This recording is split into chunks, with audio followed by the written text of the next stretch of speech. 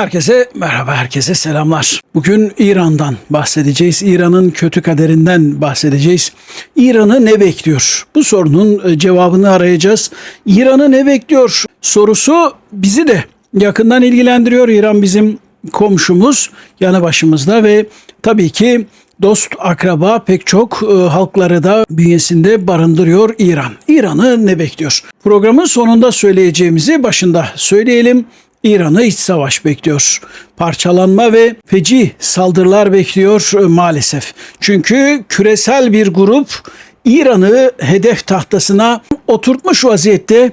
Bu mesele bir Trump meselesi değil. Trump'ı aşan bir durum. Zaten birçok konuda ben Trump'ı bir karar vericiden ziyade karar verdiğini sanan ve genellikle koçbaşı gibi kullanılan bir aparat gibi görüyorum. Trump derin devletle, gizli güçlerle mücadele için geldiğini söylüyor ama derin devletin bütün ipleri elinde olan bir kişiden bahsediyoruz. Evet, İran'ı çok büyük bir felaket bekliyor. Sadece İran'ı mı? Hayır, sadece İran değil. Tüm bölge büyük bir kaos ve karmaşanın eşiğinde. Buna bir önceki programda büyük kasırga demiştik. Kasırgadan önce şu anda sert bir fırtınanın içerisinden geçiyoruz. Çok sert rüzgarlar esiyor ama henüz kasırga bölgeye gelmiş değil. Detaylara geçmeden önce kısa bir özet geçelim isterseniz. Her şey yerli yerine daha iyi otursun. Amerika ve İsrail 28 Şubat günü İran'ı vurmaya başladıklarında kolay bir zafer bekliyorlardı. Netanyahu, İran dedi, tarihteki en zayıf halinde. Bunu kaçırmamamız lazım. Bu büyük bir fırsat. Vuralım, kolayca zafere ulaşalım. Trump da Venezuela zaferinin sarhoşluğu içindeydi. O kadar kolay oldu ki Venezuela'da zafere ulaşmak. Maduro'yu aldılar, New York'a götürdüler ve Maduro'nun kabinesi Amerika ne derse yaptı. Bir çeşit kukla yönetime döndü. Venezuela'da Maduro kabinesi. Aynısını İran'da da yapmayı düşündü. Trump kendisini bir deha olarak görüyor biliyorsunuz. Ekonomi dehası, dış siyaset dehası, her şeyin dehası Trump. Trump'ın planlarına göre İran'ın dini lideri ve çevresindeki diğer liderler öldürülecekti. Bunun ardından da Tahran'daki tüm yetkililer Amerika'ya teslim olacaktı ve İran'ın başkentinde Amerika yanlısı bir hükümet kurulacaktı. Zafer bu kadar basitti ve bu kadar da yakındı. Ocak ve Şubat aylarında CIA ve Amerikan Dışişleri Bakanlığı savaşın risklerinden bahsetti. Trump'a savaşı tavsiye etmediler. Ama Netanyahu Trump'ı bir şekilde savaşa ikna etti. Mossad raporlarına göre İran ordusu felaket bir vaziyetteydi. Füze ve İHA'larının yerleri belliydi. Bunları 1-2 haftada yok etmek gayet mümkündü. İran ekonomisi de çökecek bir haldeydi. İran halkı Molla rejiminden nefret ediyordu. Artık gına gelmişti. Herkes bir fırsat bekliyordu. Ah, şu Trump gelse de şu İran'ı kurtarsa biz de bu mollalardan kurtulsak diyorlardı. Böyle düşünüyordu hem Netanyahu hem de Trump.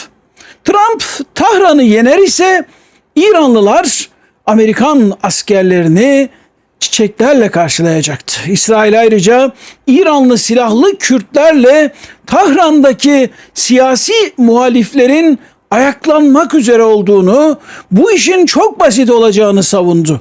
İsrail uçakları, Amerikan uçakları devrim muhafızlarının karakollarını, komutanlıklarını, karargahlarını vuracaktı. Muhalifler de bunu görecekti ve isyan edeceklerdi. İktidarı içeriden devireceklerdi.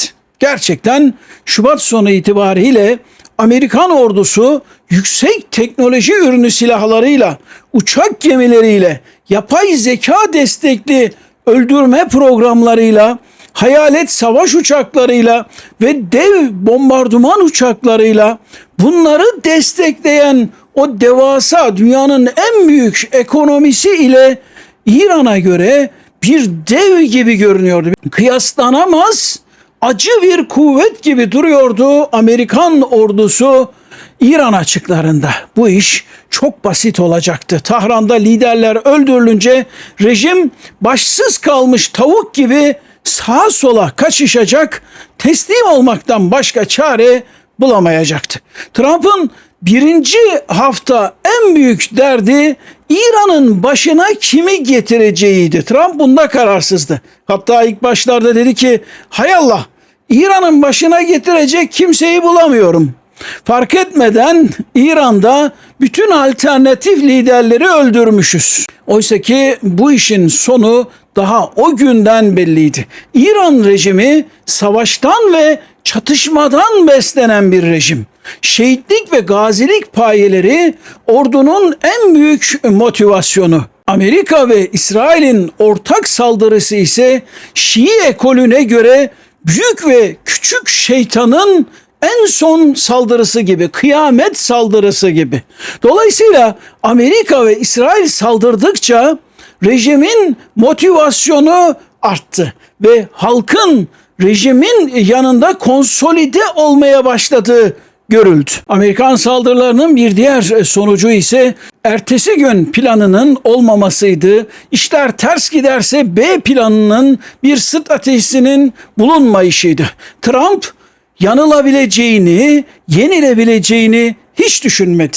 Ve son olarak köşeye sıkışınca İran'ın Hürmüz Boğazı'nı kapatacağı, Basra'dan petrol ve gaz naklini keseceği, engelleyeceği, Körfez ülkelerinin enerji altyapısını vuracağı aslında belliydi. Savaştan 1 yıl önce, 2 yıl önce, 10 yıl önce de İran'ın bu yedekteki stratejisini herkes biliyordu. İran bu konuda çeşitli açıklamalarda bulunmuştu. Ama Trump savaş zora girince dedi ki Hürmüz Boğazı'nı kapatacaklarını hiçbirimiz tahmin edemedik. Ne dedik? CIA'nin İran raporlarının tamamında bu bilgi vardı. Zaten Trump'ın önüne de konulmuştu. Demek ki Trump Amerikan kaynaklarını değil İsrail'in tavsiyelerini dikkate almış bu savaşa girerken. Özetle Amerika'nın İran savaşına başlarken bir B planı yoktu ve işler Amerikan ordusu için kötü gitmeye başladı. İran daha ilk gün Kuveyt'teki Amerikan askeri üssünü feci şekilde vurdu. Bahreyn ve Katar askeri üslerindeki hasar da olağan dışıydı. Amerika bunları hiç beklemiyordu. İran saldırılarında bugüne kadar 18 Amerikan askeri öldü. 620'den fazla asker de yaralandı. Bu savaşta Amerika 4 adet F-15 uçağı kaybetti. 1 F-35, 1 E-3 ve 20'den fazla da Reaper dahil olmak üzere 42 uçak kaybetti veya hasar gördü Amerikan ordusunda. En az 7 Amerikan KC-135 yakıt ikmal uçağı kaybedildi veya hasar gördü. Ve bir AWACS istihbarat uçağı da tamamen imha oldu.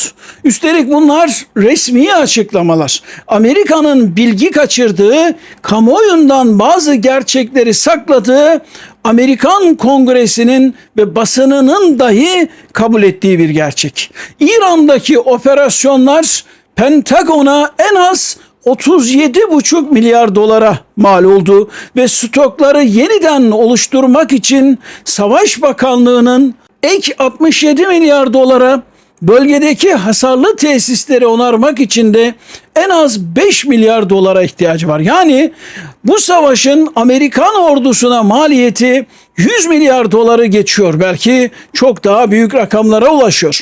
Moody's Analytics'in hesaplamalarına göre İran savaşı tipik bir Amerikan hanesine ekstra 1000 dolara mal oldu. Özetle Amerika İran savaşında beklenmedik darbeler aldı. Kolayca kazanabileceğini sandığı bir savaşta yüzüne inen ağır yumruklar Amerika'yı sersemletti. Elbette Amerika'nın İran'a verdiği zarar çok daha fazla. Ülkenin altyapısı harabeye döndü. Amerika İran topraklarına 13 binden fazla hava saldırısı yaptı, tonlarca bomba bıraktı. İsrail'de 15 binden fazla hava saldırısı düzenledi. İran'daki hasarın 300 milyar doları aştığı tahmin ediliyor. Can kaybı ise binlerce. Fakat İran'ın acı eşiği Amerika'ya göre çok yüksek. Bu darbeleri eğer Amerika tarafı alsaydı Amerika belki de teslim olmuştu. Ama İran acıdan beslenen bir ülke. Daha doğrusu İran değil de İran'daki rejim. İkinci olarak İran savaşı salt askeri bir çatışma olarak görmedi. Stratejisini küresel ekonomi ve Amerikan ekonomisi üzerine kurdu.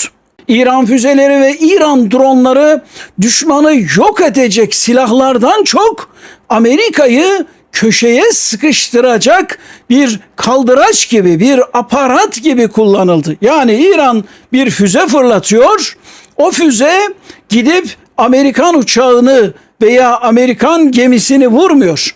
Amerikan ekonomisini, dünya ekonomisini vuruyor. Maksat bu. Körfez'deki enerji tesislerini ve Amerikan üslerinin bazısını vuran İran bu hamleleriyle Körfez ekonomilerine ağır darbeler indirdi. Ayrıca küresel pazarlara giden doğalgazın ve petrolün de önünü kesti. Hürmüz Boğazı İran'ın en büyük silahı oldu. Hürmüz'den geçişler durunca petrol ve gaz fiyatları yükselmeye başladı. Pek çok üründe kıtlık baş göstermeye başladı. Trump Nisan ayında ayıldı, gerçekleri fark etti. İran'ı yenmenin kolay olmayacağını anladı. İsrail pembe tablo çiziyordu ve Amerika'yı sonu gelmez bir savaşın içinde tutuyordu. Trump bunun üzerine, yani bunu fark edince alttan almaya başladı. Tek taraflı ateşkes ilan etti. Müzakerelere başladı ve diğer yöntemlerle İran'ı sakinleştirmeye çalıştı. O zaman da söyledik. Trump'ın asıl amacı İran'ı oyalamaktı. Petrol fiyatlarını düşürmek ve Hürmüz'ü bu yolla açık tutmaktı. İran bu oyuna geldi, kandırıldı bence ve petrolün fiyatı 120 dolarlardan, 130 dolarlardan bugünkü 80 küsür dolarlara indi. Trump İran'la bir çerçeve anlaşma da imzaladı ve o anlaşmalarda Hürmüz Boğazı'ndan geçiş neredeyse İran'a bırakıldı. Dendi ki ilk 60 gün geçişler serbest olacak, sonrasında İran buradan geçiş ücreti de alabilecek. Ama dedik ya, Amerika sözlerinde samimi değildi ve Trump ilan ettiği ateşkesi birkaç kez ihlal etti. İran'ın aklının başına gelmesi ise Temmuz ayını buldu. Tahran Temmuz ayında şu acı gerçekle yüzleşti. Donald Trump anlaşmada samimi değil. İlk fırsatta İran'ı bombalayacak ve verdiği sözlerden cayacak. Trump samimi olsa dahi İsrail ve Amerika'daki İsrail yanlısı güçlü gruplar Amerika'yı bölgeden çıkarmayacak, orada tutacak. Zaten Trump bir anlaşma imzaladı. O mutabakat zaptını adamı neredeyse hain ilan edeceklerdi. İsrailli bakanlar açık açık Trump'ı telin etmeye başlamışlardı. Sen İsrail düşmanısın falan gibi imalarda bulunmaya başlamışlardı. Belli ki karar verici Trump değil. Birileri karar veriyor, Trump bunları uygulamak zorunda kalıyor. İşte İran bu gerçeğe bir şekilde Temmuz ayında ancak o zaman uyanmaya başladı. 2000'lerin başından beri uygulanan ve o zamanlar Büyük Orta Doğu Projesi veya BOP olarak bilinen proje başka isimler altında devam ediyor. Ve bu projede sıra İran'a geldi. İlk önce Irak halledildi, ardından Suriye çözüldü. En son 2024 yılında biliyorsunuz Esad'ın da devrilmesiyle Suriye sayfası kapanmış oldu. Irak'ta bazı ufak tefek sorunlar var. İran uzantısı milisler var. Onlar da temizlenince, o pürüzler de halledilince Irak'ta tıpkı Suriye gibi tertemiz Amerika için çözülmüş olacak. İlk 25 yılda İran'ın varlığı Amerika'nın da İsrail'in de işine geliyordu. İran bir düşman olarak, bir tehdit olarak Orta Doğu'da bir şeyleri kotarmada işe yarıyordu. Ama ne dedik? Projede şimdi sıra İran'a geldi. İran'la o projeyi tamamlayacaklar. Orta Doğu'da çok kapsamlı bir yıkım ve çok kapsamlı bir yeniden inşa başlıyor. Bu ne demek? İran'da rejim değişikliği demek. Nükleer silah meselesi elbette önemli. İsrail ve Amerika İran'ın bu haliyle nükleer silah sahip olmasına müsaade etmez. Ama işin asıl nedeni, özü Tahran'daki rejimi yıkmak ve onun yerine Amerika yanlısı, Batı yanlısı, İsrail'le çalışılabilir bir rejim getirmektir. İran bunu nihayet anlamış durumda. Bu şartlar altında Tahran için tek çıkış yolu en zor olanı, yani Amerika'yı bölgeden kovalamak, püskürtmek. Ama bu nasıl olacak? İran bunu nizami yollarla, klasik savaş taktikleriyle başaramaz. Bunu biliyorlar. Aslında İran'ın elinde öyle bir füze olsa ve Amerikan uçak gemisini bu füzelerle vurup batırabilse, illa uçak gemisi olması da gerekmiyor, bir savaş gemisi de olabilir bu, ve o saldırıda birkaç yüz Amerikan deniz piyadesi hayatını kaybetse, Amerika arkasına bakmadan bölgeyi terk eder. Bunun geçmişte örnekleri var. İşte Yemen'de var, Lübnan'da var. Özellikle Lübnan, Beyrut örneği 80'lerin başında Amerika'yı oradan kovdu. Aynı şekilde İran füzeleri bölgedeki Amerikan askeri üslerinde bir saldırıda, bir olayda birkaç yüz Amerikan askerini etkisiz hale getirse Amerika paralize olur, şok olur, felç olur ve bölgeyi terk eder. Ama İran bunları yapamıyor. Buna gücü yok. Çünkü İran füzeleri yola çıktıkları zaman Amerikan askerleri sığınaklara kaçıyor ve kayıplar çok sınırlı kalıyor. Aynısı İsrail'de de oluyor. Neden? Çünkü İran füzeyi kaldırdığında Amerika radarlarla vesaire o füzenin kalktığını haber alıyor. Ve dakikalar içerisinde, bazı durumlarda çok daha uzun süre içerisinde askerler sığınaklara alınıyor veya askeri üstten başka bir yere taşınıyor. Bu da Amerika'nın kayıplarını çok düşük düzeylere çekiyor. Gemilere ve uçak gemilerine saldırılarda da benzeri bir durum var. Hava savunma sistemleri gelen füzeleri havada vuruyor veya gemi manevra yapıyor, füze gemiyi vuramıyor. Bu nedenlerle yani İran Amerika'yı silahlarla vesaire bölgeden kaçıramadığı için Hürmüz Boğazı'nı kapattı. Askeri araçlarla Amerika'yı bölgeden kovamayınca İran ekonomik araçlarla savaşmaya başladı, iktisadi araçlarla. Hürmüz'ü sıkan ve petrol tankerlerinin geçişine izin vermeyen İran bu şekilde tüm dünyayı esir alıyor. Amerika ve müttefiklerini ekonomi üzerinden vuruyor.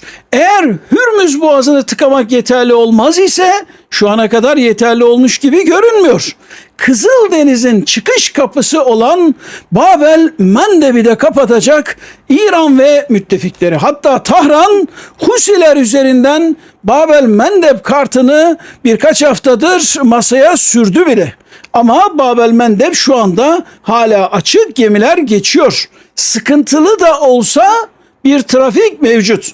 Hürmüz Boğazı'nda ise geçişler çok düştü. Normal bir günde 130-140 tankerin, geminin geçtiği Boğaz'da en son önceki gün 8 gemi geçmişti. 7-8 gemiye kadar Hürmüz'de trafik düşmüş durumda. Bu da neredeyse sıfıra inmiş gibi bir durum. Amerika ise alttan almaya devam ediyor. Çünkü ellerinde kapsamlı bir saldırıyı koruyacak hava savunma sistemi füzelerinden neredeyse kalmadı. Patriot stokları 1/3'e kadar düştü. Amerika İran savaşında stokların 2/3'ünü tüketti. Tomahawk'larda, THAAD füzelerinde stoklar yarı yarıya azaldı. Bu ne demek? Şu demek: eğer Amerika kapsamlı bir saldırıya başlarsa İran'da çok sayıda füze ve drone'la karşılık verir. Amerika üslerini koruyabilmek için ve İsrail'i koruyabilmek için elinde kalan füzeleri de kullanır. Füzeler biter. Bunlar bir gecede yerine konulabilir şeyler değil.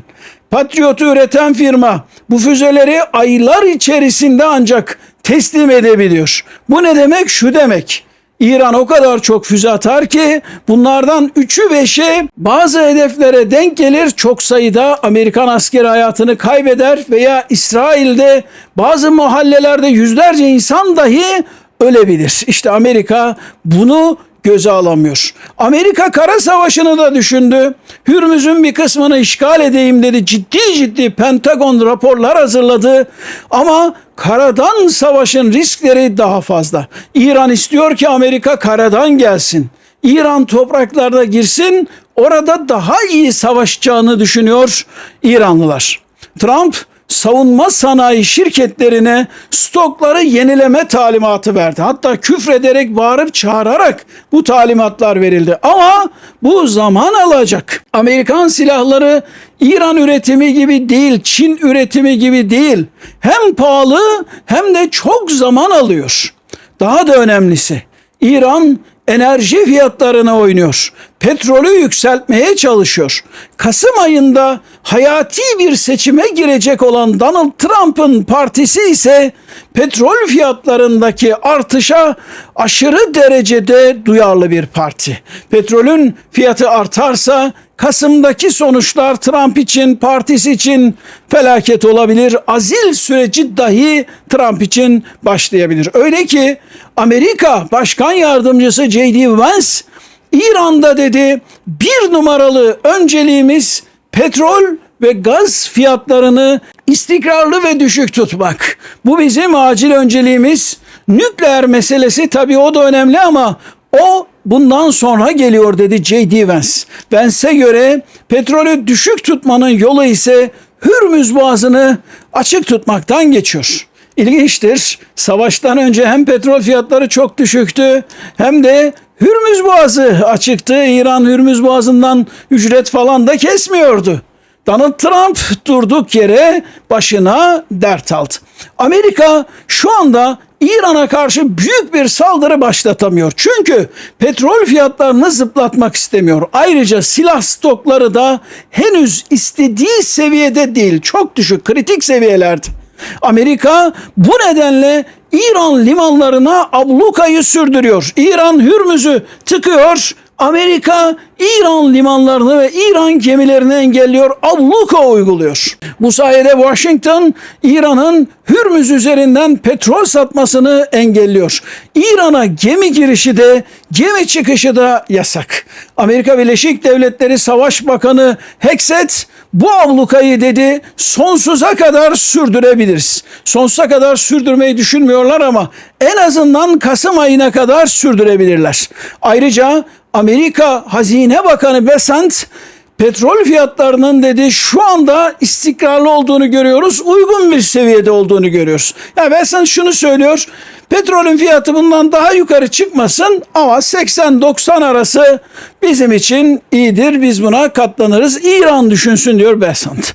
Görünüşe göre Amerika Kasım'a kadar İran'ı ekonomik araçlarla vurmaya, abluka altında tutmaya devam edecek. Bunu yaparken İran'ın içini karıştırma çabaları da sürecek. İran ise Amerika'ya karşı bir yarma hamlesi yapamıyor. Buna yetecek askeri gücü yok.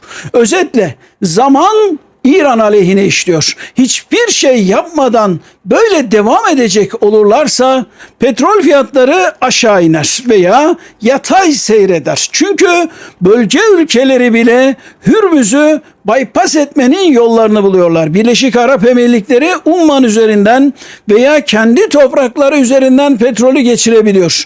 Hürmüz'ün dışına taşıyabiliyor. Suudi Arabistan şu anda Basra Körfezi ile Umman arasında bir nakil hattı oluşturmakla meşgul. Yine Suudi Arabistan Basra ile Kızıldeniz arasında bir boru hattına sahip ve petrolün büyük kısmını şu ana kadar oradan ihraç ediyor. Irak ve diğer Körfez ülkeleri Suriye üzerinden alternatif hatlar üzerinde çalışma yapıyorlar. Başka bir deyişle piyasalar hem alıcı yönüyle hem ihracatçı yönüyle Hürmüz'ün kapalı olmasına alışıyor. Bu biraz da psikoloji meselesidir. Sonra yeni satıcılar ve üretim artışları da eklenince İran'ın düşündüğü şekilde bir petrol fiyatı şoku yeniden oluşturmak oldukça zor olabilir. Bu şartlar altında Tahran'ın önünde çok fazla seçenek yok. Ya bölgeyi ateşe verecek, yani savaşı tırmandıracak ya da kuzu kuzu sonunu bekleyecek. Tahran'ın önündeki tırmandırma seçeneği ise Hürmüz Boğazı'na ek olarak Babel Mendeb Boğazı'nı da sıkı sıkıya kapatmaktan geçiyor. Bu boğaz da kapanacak olur ise sadece petrol gaz ticareti değil, genel olarak tüm deniz ticareti etkilenecek. Dünya konteyner ticaretinin %30'u bu boğazdan Kızıldeniz üzerinden geçiyor. Dünya deniz ticaretinin %16'sı bu boğazı Babel Mendeb'i kullanıyor. Küresel deniz yoluyla taşınan petrolün %12'si buradan taşınıyor, buradan ihraç ediliyor. Özetle Hürmüz'ün ardından Kızıldeniz yolu da kapanırsa bu gelişme dünya ticaretini mahveder. Başta Avrupa ve Asya olmak üzere küresel ekonomi ağır darbe alır. İran'ın bu bağlamda en önemli silahı ise başta Suudi Arabistan olmak üzere bölge ülkelerinin enerji altyapısını vurmak, yani petrolü ateşe vermek, boru hatlarını havaya uçurmak, limanları vurmak. İran ben yandım, herkes yansın havasında. İşte Mekke Anlaşması bu adımı engellemek için ortaya çıktı. Pakistan ve Türkiye İran'a sakın ha dedi, Suudi Arabistan'a dokunma, deniz yollarını tıkama, bu mesajı verdiler. Diğer taraftan Amerika saldırıları durdursa da İran içinde acayip bir hareketlilik var. Silahlı Kürt gruplar ve muhalifler isyana teşvik ediliyor. Bu yönde hem İsrail hem Amerika istihbarat birimleriyle ciddi hummalı bir çalışma içindeler. İran'a karşı birkaç ay içinde kapsamlı bir askeri operasyon geliyor. Bunu görebiliyoruz. Ama bu kez İran içinde ve çevresinde silahlı ayaklanmalar da tasarlanıyor. İran için hazırlanan dosyanın ilk maddesi İran'da iç savaş ve ekonomik çöküş. Rejim bu saldırılara direnmeye devam eder ise İran'ı birkaç parçaya bölmeyi bile düşünüyorlar. Kürdistan, Belucistan, Huzistan işte bölünecek ilk parçalardan birkaçı. Güz ve kış ayları İran için çok sert geçecek. İlginçtir, bu tespiti Ukrayna Savaşı içinde yapmıştık. Rusya'nın büyük bir saldırıya hazırlandığını söylemiştik. Ukrayna için de güz ayları oldukça zorlu geçecek. İran içeride ve dışarıda birkaç cephede birden savaşa zorlanacak. Böyle bir sonla karşılaşmak istemeyen Tahran yönetimi ise savaşı dışarı taşımak istiyor. İran'ın uzantısı gibi davranan Iraklı Şii milisler ve Yemenli Husiler hep birlikte iki koldan Suudi Arabistan'ın petrol sahalarını vurmayı planlıyorlar. Eğer böyle bir şey gerçekleşirse savaşın siklet merkezi İran hattından Yemen, Suudi Arabistan ve Irak hattına da geçebilir. Aynı şekilde kendi içinde iç savaş çıkarılmak istenen İran bu iç savaşı Irak'a ve diğer bölge ülkelerine taşıyabilir.